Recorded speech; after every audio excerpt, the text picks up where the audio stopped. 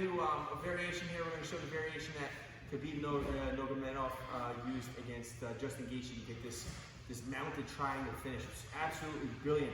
Whether you want to call it jiu-jitsu, sambo, submission grabber, it doesn't matter. It was an absolutely brilliant submission, and risky in a way, but he pulled it off. And when your technique is so tight, the risk becomes much, much lower when you do moves like this. So he was in the driver's seat the whole time, and he looked great with this, okay? So he was in the mount position. And what happened here is he ended up in a position where he was securing the elbow under his leg, okay? So he had this pinch. A lot of times I say you want to trap a limb or maybe his arm or leg in a fold of your body. So I'm not holding aggressively and actively holding his arm. What I'm doing is I'm using my body to fold over it, and my body is just holding it, okay? So Gaethje was sort of hugging his back, and he was here tight in his position.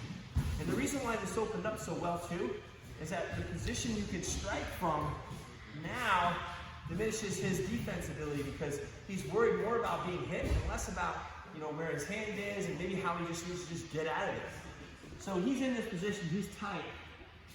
Gaethje tries to swim in and attack Khabib's hip to either push him off or create some space to get this arm back. So Khabib immediately pushes the wrist control into the chest while Gaethje is coming in. So Gaethje comes in, he pushes the wrist control into his chest, he scoops his head, and he steps over. And like the spade of a spade shovel, he digs underneath his head with the triangle. And now from here, what Khabib does is he grabs his shin and he rolls off the position. Right? He could try to finish from now, but he rolled off. And he locks the triangle. Now from here, Gaethje is exactly scrambling to his knees, and they get to a position where Khabib can very easily switch to an armbar from here. Right? If he gets a little bit of a better angle, he can switch to an armbar and finish. But he said in the post-fight interview that he didn't want to attack the armbar because he knew Justin Gaethje's parents were in attendance, and he knew that Gaethje wasn't going to tap, so he didn't want to hurt him. This is unbelievable. Great display of humility as well. So what he did was he swam underneath the far leg, cinching that triangle super, super tight, pulls down the head and squeezes, and gets the finish. And Gaethje, amazing, amazing grappler in his own right, and a huge amount of respect to go out on his shield. He didn't tap, he went to sleep. I actually checked that, he did tap, but the referee was kind of like snoozing, and he fell asleep from the strangle anyway.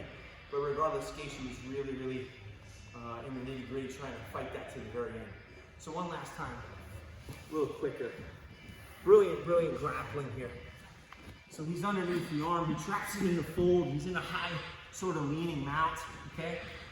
Gaethje goes to swim, boom, he attacks the wrist, pins it into his chest so he can hurdle his leg, attack the triangle, grabs the shin, ditches off, rolls, keeps everything super, super tight, locks the triangle, swims the far leg, pinches and clamps and gets the triangle finish. And he retains the title, and he's an undefeated champ, and he retired. So hats off to him and a beautiful, beautiful display of grappling.